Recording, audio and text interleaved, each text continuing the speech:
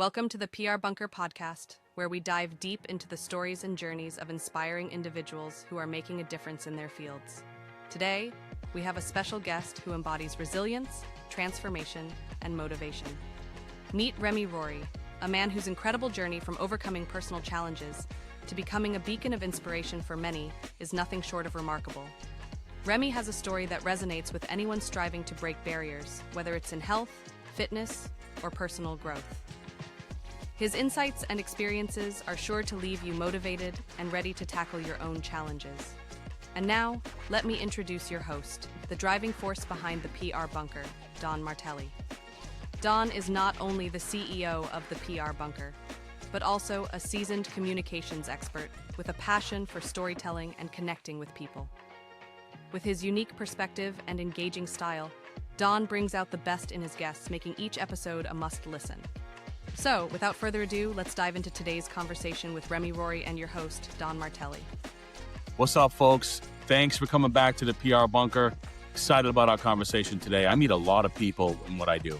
And some folks will say, hey, I need you to meet somebody because of X. And I had somebody introduce me to my next guest, and I was like, all right, I'll go into this thing, we'll have a vibe, see what happens. 5 minutes into the conversation with my guest, Remy Rory, I was like, holy shit, this dude's like me, but not like me. We kind of look the same, but don't look the same. And the vibe was high. And I was like, I got to get him on my podcast. So PR Bunker podcast audience, I want to introduce you. It's my honor to introduce you to Remy Rory, who has got an incredible story, incredible journey. And he's going to share some insights today about his journey, how it applies to you that might be struggling with, whether it be nutrition, weight loss, or just getting the hell out of your own way. You want some motivation? Go to this dude's YouTube channel, and you're going to run through a brick wall when you're done. Remy, it's an honor and a pleasure to have you here today, man. Honor and a pleasure to be here, Don. Thank you so much for having me, and thank you to your listeners and your following for checking No problem. No problem. Well, I'd love for you to tell our audience, like, who are you? Where you're from? You know, tell us just journey and tell us, and we'll kind of catch up. But like, give us the 411 on Remy. Yes, sir. So, humble beginnings. I'm from Baltimore City. Grew up without a lot, but I had a lot of ambition, and I knew from very early on that I was going to go into the Air Force.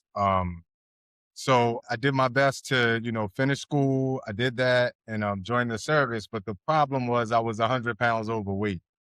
So I had to lose 100 pounds to get in. And I did that by just basically starving myself, essentially. I got in, and like I always tell people, the way I did it wasn't sustainable. So I gained it all right back. And then they sent me to the desert in Saudi Arabia for a 6-month tour.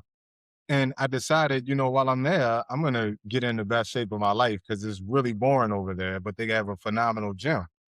So that's what I did. I started going to the gym every day, hanging out with those guys. And through osmosis, I just started learning things, right? Like I was learning about supplements, learning about how to eat, different things. And I was trying them. And because I was in Saudi Arabia, I actually had changed my diet because I was so scared to eat food that wasn't, US backed or looked at. So I kind of just went vegetarian without really knowing it. Long story short, fast forward, I came back and had lost 100 pounds. And I decided, you know what? I'm not going to gain it back this time. I'm going to keep these lifestyle changes. And then it just became a lifestyle of something that I wanted to help other people do. Because I didn't want them banging their head against the wall, on how to lose weight. So that was kind of like the catalyst for everything. I left the military and decided to go work for a gym, work my way up to become her head trainer, and then realized I wanted to kind of start my own thing. And she was very supportive of that. Shout out to my good friend, Adrienne Cotton. She kind of taught me how to run a business on her dime and then, help me do my own thing. And once I started my own thing, I began to realize, yes, people were working with me. I figured out how to get them stronger, but they weren't looking any different. So I decided to use some of my military benefits, go back to Purdue University and obtain my bachelor's in nutrition, and then applied the things I learned from nutrition to my training program. So at this point, I had been a trainer for over 2 decades. And then when I started applying the nutrition, instantly people's weight started shifting. So that's when I realized you can't really do one without the other. And my tagline is always, you can out train a bad diet, but you can out diet bad training. So, I began to put more focus on the nutrition than the movement. And both matter, to be clear. But that's kind of the back of the book story on how I got where I am and why Love I'm it. so passionate about helping people lose weight. Love that. I mean, obviously, it's a journey, and these things are hard, right? You can go to the gym, you can get on the bike, you walk the treadmill. It takes a stack of things to get to success. I mean, and clearly you've done it yourself. And what's the most rewarding part of your job? And then what's the most challenging part to get to those rewards? Because it's like my story. I was 325, big dude, lost about 50, 60 pounds, walking Peloton, and I'm in this kind of groove now where I'd like to shed 20, 30, but I'm 52 years old. And I'm like, you and I had this conversation. It's like, dude, it's what you put in your pie hole that really matters, because you can sweat your ass off on the bike for 3 hours. But if you're eating a bag of chips, it ain't gonna work, bro. So like for you, what's the most fulfilling part of the gig, but also the most challenging? Those are two great questions. I'd have to say, this is going to sound so cliche, but the most fulfilling part, honestly, for me, Don, is when someone comes to me who doesn't think like the story you just said, all the reasons why it won't work, and then it begins to work. And that moment where they believe themselves. And it's a different time frame for every person, but everyone gets there who works with me. And they're like, no, this actually is working. I actually lost 10 pounds. That is like better than any payment someone could give me. Because when you give someone hope, honestly, Don, that's like there's no monetary, payment that you could get that matches that, in my True opinion. that. So that's kind of like the most rewarding thing when someone believes in themselves and I can be a part of that journey. The most difficult part, to be honest with you, is getting people to believe in themselves. You would be surprised, and especially, I mean, very successful people in life. Like, they've accomplished all their professional goals, but they have so many limiting beliefs when it comes to like what they're able to accomplish with their bodies. So, it's like, oh, you hear that saying, you can't teach an old dog new tricks, which Yeah. I don't know, maybe that's not true with dogs, but with people, you can. It's just a method to the madness. And believe it or not, I had to take a lot of psychological training. Like I had to learn psychology to be able to teach people how to overcome their limiting beliefs when it comes to weight loss. Love that. Well, when you talk about motivation, you talk about sort of, getting people excited. And this is a podcast when I always talk about either networking communications. The first thing I did after I was introduced to you is like, I got to check this dude out, do my research, hit your YouTube channel. And I read and watch content all day long, right? I find myself on this rabbit hole of your YouTube shorts. I'm like, man, I'm motivated. So how do you use your story and your content, your channels to market your business, to educate? What's that whole concept look like for you? Yeah, that's also an interesting story and journey because I feel like I've just found my groove. I've been, throwing things at the wall, saying with sticks, and I started off really breaking the algorithm. I mean, I was getting millions of views, and what I was doing was I was going on the internet finding people who were eating like just crazy things, and then I would react to it, kind of like in a playful, funny way, Got it. but some of the stuff was egregious.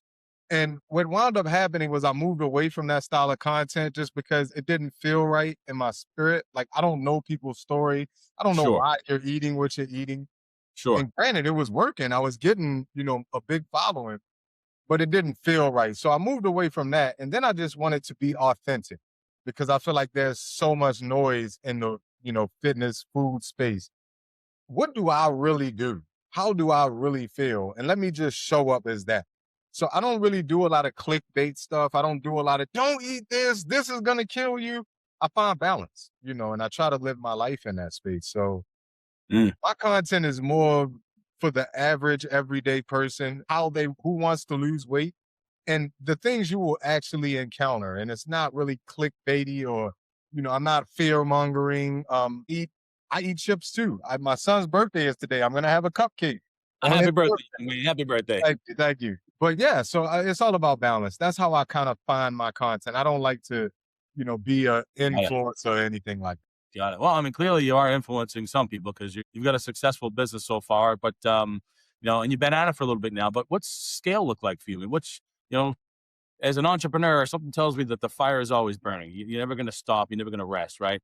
You are first a trainer, got into nutrition, focused on that, pivoted that way. Clearly, I could see the smoke coming out of your ears now. Like Yeah. something's burning there. Like, what's the scale of your business look like?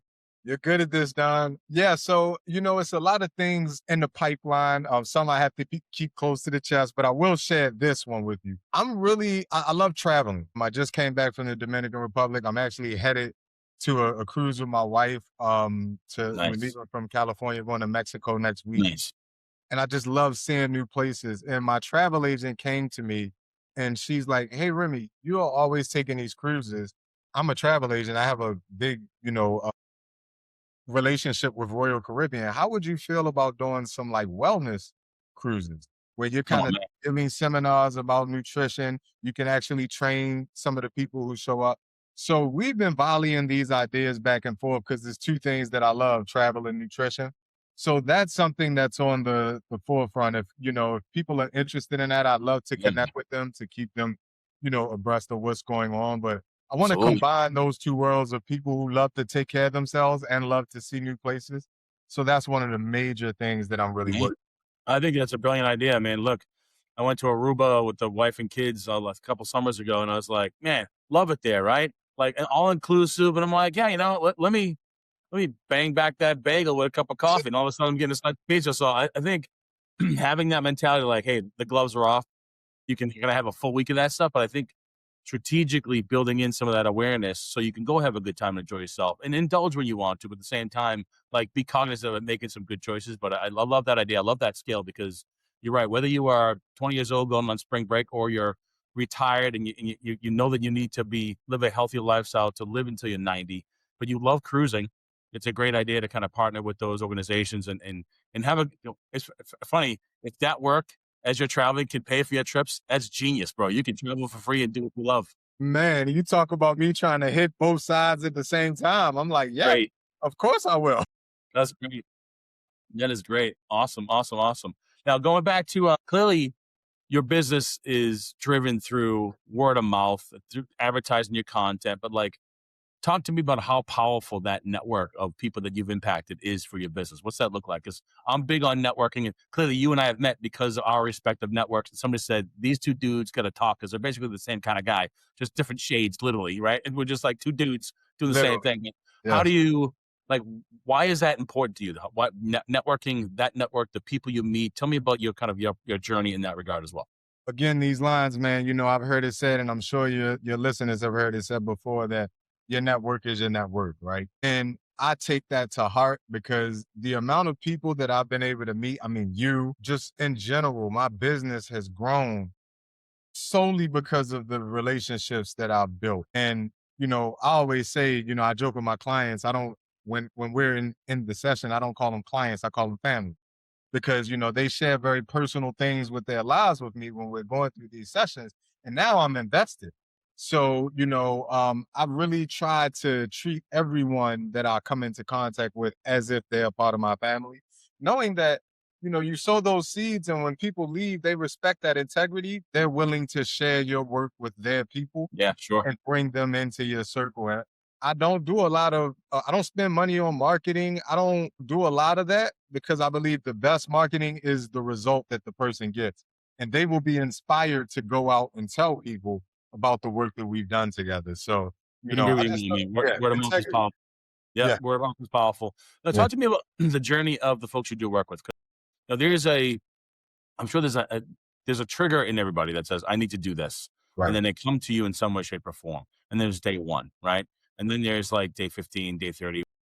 What's the average length of an engagement with folks like with that work with you? And then what's kind of those pivotal moments in that journey that like, again, fuel you to do what you do? Yes, another great question. So usually when someone comes, what I try to do is we do an intake, an interview, like I call it a consultation. But essentially, just as much as that person is interviewing me, I'm interviewing them. And I want to hear whys. I want to hear why you want to do what you want to do. Because, after doing this for over 2 decades, the amount of people that come to me and say, hey, I want to get into shape, it's unbelievable, right?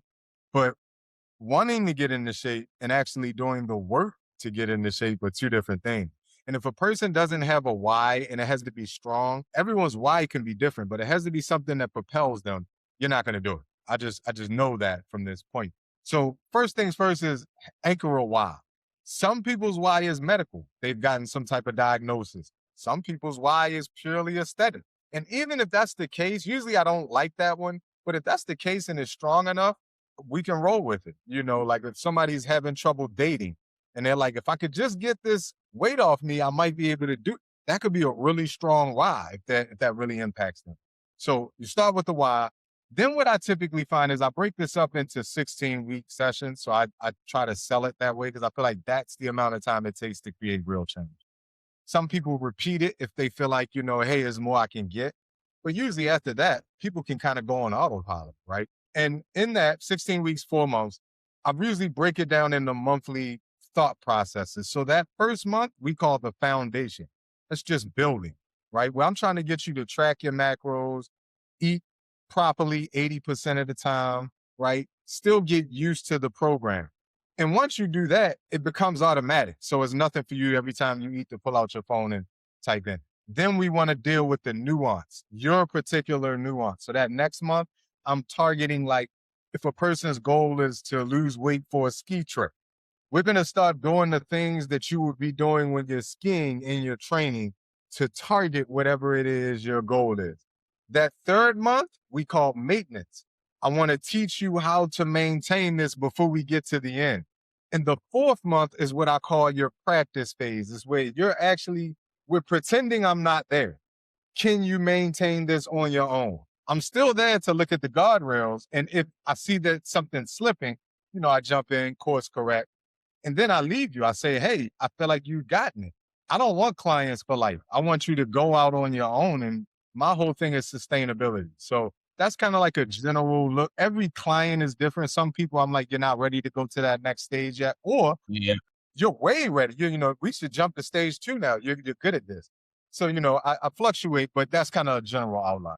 I appreciate that. I mean, it sounds like a sound process. And I'm sure the intimacy and that relationship you're building over that 4 months is why the word of mouth marketing works for you, because you don't have to market. You've got real world testimonials. I'm sure you've got laundry list of folks that have gone through the trenches and are so thankful for it, which is fantastic.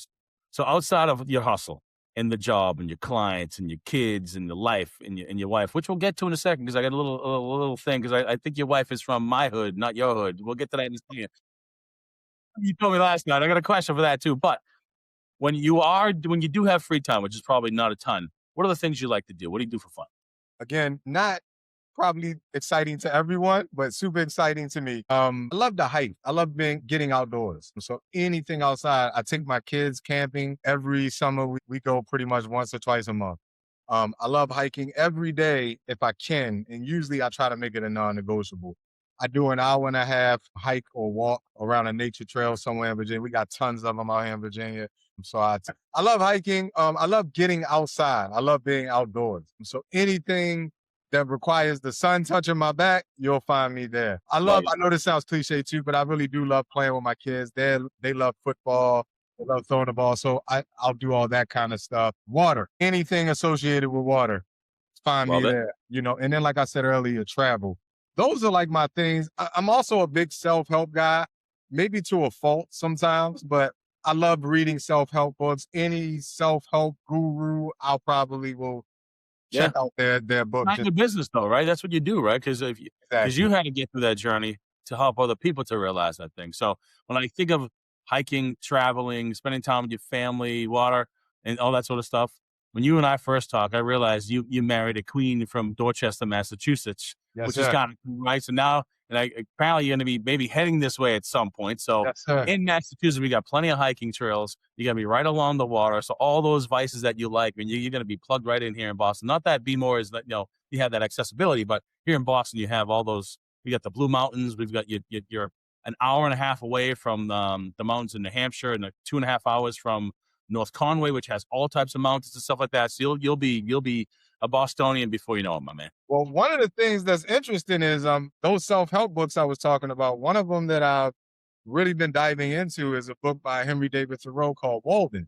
And apparently that pond is in Massachusetts. So Walden I can't wait to get out there and visit the site where I tell you what, with everything you read about it and everything that's kind of in the lore of Walden Pond, You get there and you're going to go, huh, it's just a That, pond. that's the third person to tell me that. Everyone's like, you get there and it's like, okay. Yeah, it's okay. It's a little sand, it's a little water. That's cool. But it does have it does open your brain to thinking through the exploration and walking around it and kind of doing that. But it's a beautiful place. Last couple questions here. If people want to engage, ask questions, network with you, where can they find you? What's the best way to get a hold of you? Great question. I am MNE Fitcamp, FITCAMP, pretty much on everything. Email Remy at mnefitcamp.com, REMI at mnefitcamp.com. All socials, mnefitcamp.com. And yeah, I respond. I'm very proactive on there. So please reach out. Any questions, anything. Fantastic. What's your social media vice of choice? Which one platform do you like? You know, I have the biggest following on Instagram. I tend to share more of my personal life on Instagram, but I've really been diving into TikTok a lot more lately. Like that's the one, but YouTube is what I consume the most, you know. No, I hear you. Yeah, I mean, because clearly in your space, I mean, you have a visual product, and it's not a product per se, but it's the people. And I watch a lot of testimonials, and you can hear the emotion in their stories, which I think is fantastic. Thinking about all this, I mean, do you have an anecdote or a story or like when people say, what do you do for work and you describe it, but there's always an example. Hey, let me tell you about so-and-so. Is there a story that just kind of sticks with you from day one to now that just is emblematic of the work that you do? And if so, feel free to share it. There's a client that came to me, my now good friend Lisa. Funny, that's my wife's name too. But she was overweight and she was from Baltimore as well, trying to, figure out on her own what she was going to do. And she was telling me over and over again that, she didn't think this would work or she might have problems here. And we worked through so many excuses or problems that she thought she couldn't overcome. And I mean, her testimonials on my social media as well. I invite people to go look at it because she goes into depth onto what she went through and overcame. But for her to lose, 40, 45, 40, 50, I believe, pounds in the time frame that we worked together, and for her to take that and then live her life on autopilot on her own was one of the best things that I have ever done because she really didn't believe it in the beginning, at all. And, to hear her talk, I mean, she cries in her testimony, to hear her talk about how these things have impacted her, it's amazing. So I love her story. And that's great stuff. It's funny. I often joke when I'm talking about the work with my clients. I'm like, hey, you know what? I'm not saving or changing lives here, right? Just kind of because I work in communications, but in your case, you kind of are. Like you literally, you can live a lifestyle and be overweight. And who knows? You can go do those health issues around. It can catch you. So it's good. You're literally changing lives, which is great. I would argue you are too, because somebody's got to tell the story, and you help people tell that story, right? Yeah. I mean, there are times where the work that I do to tell stories is by design to just help other people network or help grow their business or help support nonprofits. So that content gets put into marketing to raise money for small business, for nonprofits. And then the interviewing that I do for those like you that are small business owners, because the economy is made up of small business owners, right? We're all out here kind of grinding and hustling. And I think that if we band together and tell each other stories and pay it forward and build like, know, and trust, I'm a firm believer in that boomerang, So I think, there's a lot of folks out there doing really bad things and they can do whatever they want. But for me, I'm all about carrying that white flag, doing some good stuff for folks and just telling stories because as a former journalist, I always find people's journeys to where they are today so interesting because you didn't wake up and say, I'm going to go to the military, gain this weight, lose it, start this business. Life is not scripted. No. It might be from the powers that be, but like as you're going through it, you're just kind of making every decision you make. Moving along. Every decision you make kind of impacts where the page turns. I got a question for you though, Don. I know this was supposed to be an interview for me, but I can't leave without asking one question. Anyway, what inspires you to talk to business owners, people that, really don't even have anything to do with your particular field? What makes you want to do this? Because I think this is a great idea and I love that you do it. Yeah, because I think that in today's always on 24/7, 365 heavy content world, it's really hard for good stories to break through. And so I want to be the guy that's carrying that flag in the middle of the war field carrying that good story and making sure that people hear it. And that's what drives me.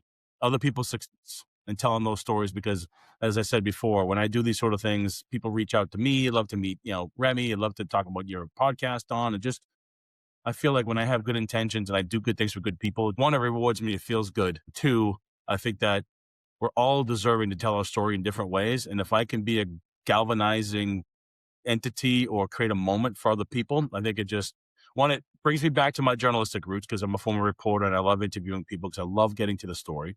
And I feel like my journey to where I am today was kind of crazy, messy, nutty, and like everybody else's. And so it makes me feel good, keeps me in my journalistic roots. It's good content for my brand because it shows I have associations, because I talk a lot about how rich and deep my network is, right? Folks that know SEO or AI, or folks that have been in the military that work in nutrition and weight loss, to folks that work in bookkeeping. I've got this network of people. It's because of what I do. And so it fuels my network. Love telling good stories, and I get to have good conversations with cool people. I love this, man. Yeah, I this is appreciate awesome. that question. I appreciate Yeah, that a lot. All right. yeah. So remind people again, where can they find you? MNEFitCamp.com, the website, www.mnefitcamp.com, everything, mnefitcamp.com. Email Remy@mnefitcamp. Love that. And if any of you are out there are thinking about the stuff that Remy was talking about, and it's flying around in your brain, you just want to have a conversation, I know this dude will spend some time with you, as I can just talking to you and listening to you about what you're thinking about now, what those potential next steps are. And you mentioned to me when we did our first call, it's like, it's not about thinking about the 4 months, but it's about day one.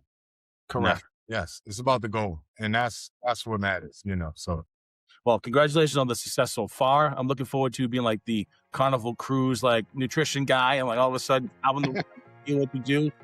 Happy birthday to your son, and all that kind of good stuff. I'm looking forward to following you along and building this relationship and see how we can help. But Remy, it's been a pleasure having you on the PR Bunker podcast. Thank you so much for having me, Don. It's been a pleasure, sir. Anytime, my man. Thanks for tuning in to the PR Bunker podcast, where we go beyond the headlines and into the trenches with founders, builders, and operators making real moves. This show is brought to you by the PR Bunker, a strategic communications agency helping mission-driven and impact-focused organizations cut through the noise and tell stories that matter. Want to learn more? Head to prbunker.com and subscribe to the Bunker Briefing, our monthly email newsletter packed with a 45-second read that's stacked with value. We're talking practical PR and communications insights, networking tips, and strategies to help you navigate the moments that matter. If you enjoyed this episode, be sure to subscribe, leave a review, and share it with someone who needs to hear it. We've got more raw, real conversations on the way. So stay locked in. Until next time, keep building, stay resilient, and remember, momentum favors the bold.